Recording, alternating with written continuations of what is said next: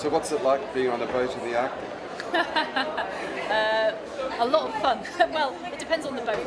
But it was, so I was on an icebreaker this summer for 2 months, pretty much at the North Pole, and we were working in the sea ice. And I've never worked in the sea ice before. I've spent lots of months of my life at sea. I've never walked on the ocean before, and that never quite stopped being novel, actually. That's really cool. And the nice thing about being there is we were doing a drift experiment, so we were in a ship which was moored against an ice floe, and we were just drifting wherever that ice floe went. So you're a tiny particle looking at the system from the inside out. And it's very... you're not in control in a lot of sense, and I think it's actually very nice to live like that. Instead of, here we feel, we can choose if we're going to have coffee or we're going to have tea for breakfast, or we can choose what we do, we can choose where we go. And actually, it's quite healthy, I think, to live in an environment where you are watching rather than pointing and deciding. That was in the summer.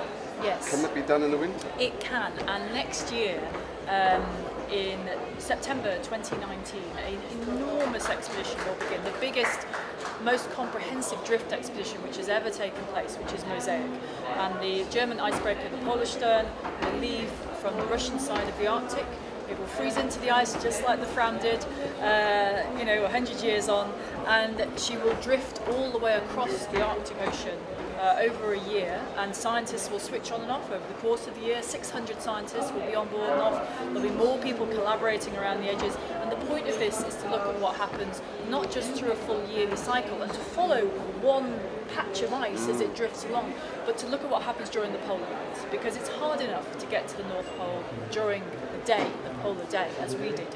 24-hour daylight, there's less ice than there's normally, whereas in the polar night you've got thick ice, it's bumpy, it's ridgy, it's hard to get into, it's dark all the time, it's a horrible environment to work in.